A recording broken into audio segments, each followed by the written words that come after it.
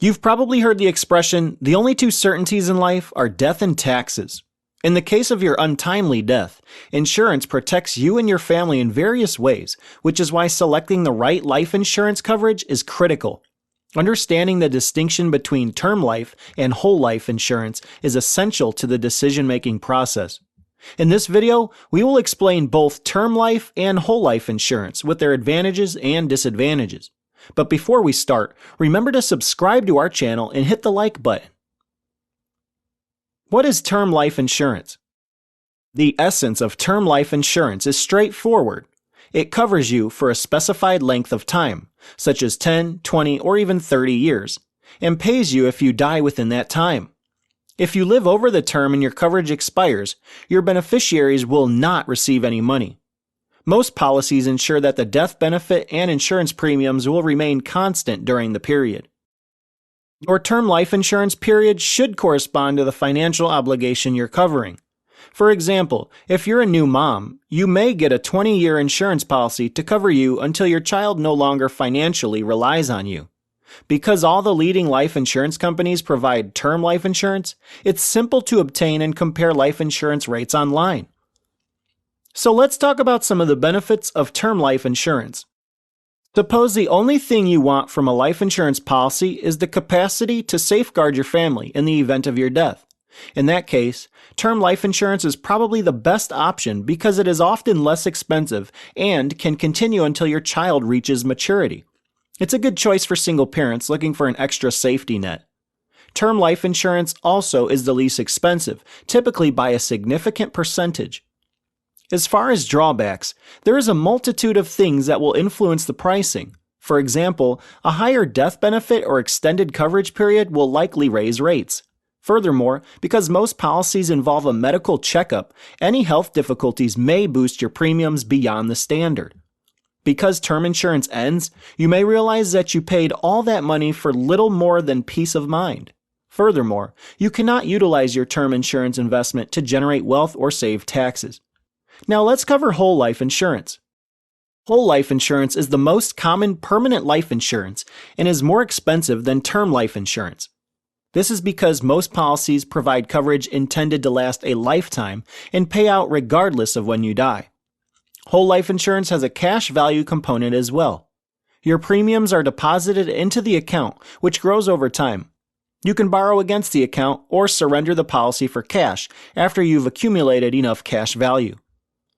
Although more complex than term life, whole life insurance is more straightforward to understand than other forms of permanent life insurance. Premiums stay constant for as long as you live, and the cash value account increases at a fixed pace. The death benefit is guaranteed unless you take out high cash value loans. While you are not required to repay loans obtained via your policy, your insurer will deduct any outstanding debts from the ultimate death benefit provided to your beneficiaries. The majority of whole life insurance plans are participating, which means you can receive dividends depending on the company's financial performance. Dividends can be used in various ways, including increasing your policy's cash value. According to the most recent stats issued by Forbes on life insurance, 2 out of 3 Americans have some kind of life insurance policy. And the interesting fact is women are less likely to buy life insurance than men. Now let's cover the benefits. Most whole life plans are level premium, meaning you pay the same monthly amount for the policy's life.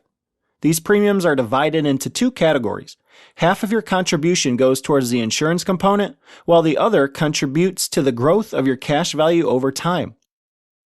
Many providers give a guaranteed interest rate, often 1% to 2% per year, but other businesses sell participating plans that pay unguaranteed payments that might raise your overall return.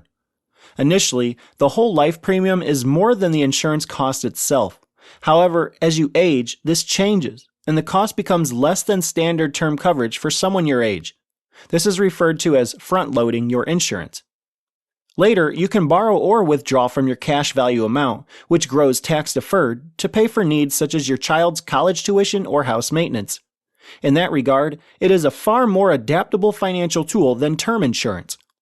Loans from your insurance are tax-free, but any investment profits from withdrawals are subject to income tax. As you can imagine, there are also a few drawbacks, starting with the fact that the death benefit and cash value are not distinct qualities. If you borrow money from your insurance and do not repay it, your death benefit will be reduced by the same amount. For example, if you take out a $40,000 loan, your beneficiaries will get $40,000 less, plus any interest owed if the debt is still outstanding. The biggest downside of whole life insurance is that it is significantly more expensive than term insurance. Permanent insurance is often 5 to 15 times more expensive than term policies, with the same death benefit. For many customers, the high cost makes it difficult to keep up with payments. Another disadvantage of whole life insurance is its complexity. With a term policy, for example, you may cease making payments if you no longer require or cannot afford the insurance.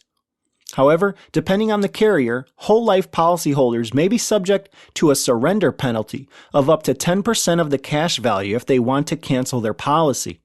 Typically, this charge decreases over time until it eventually evaporates. At this point, you may wonder which is better, term life or whole life. This is a common question in the life insurance industry. The answer is that it is determined by your needs and desires. If you require life insurance for a limited time, for example, when you have little children to raise, term insurance may be preferable since the premiums are lower. Whole life insurance is recommended if you want permanent coverage that will last your entire life. Whole life insurance also provides various living benefits as a result of its cash value buildup, which decreases its actual cost over time. If you enjoyed watching this video, please like and share the video with anyone else you think could benefit from this content. Don't forget to hit that red subscribe button so you don't miss any of our upcoming exciting topics.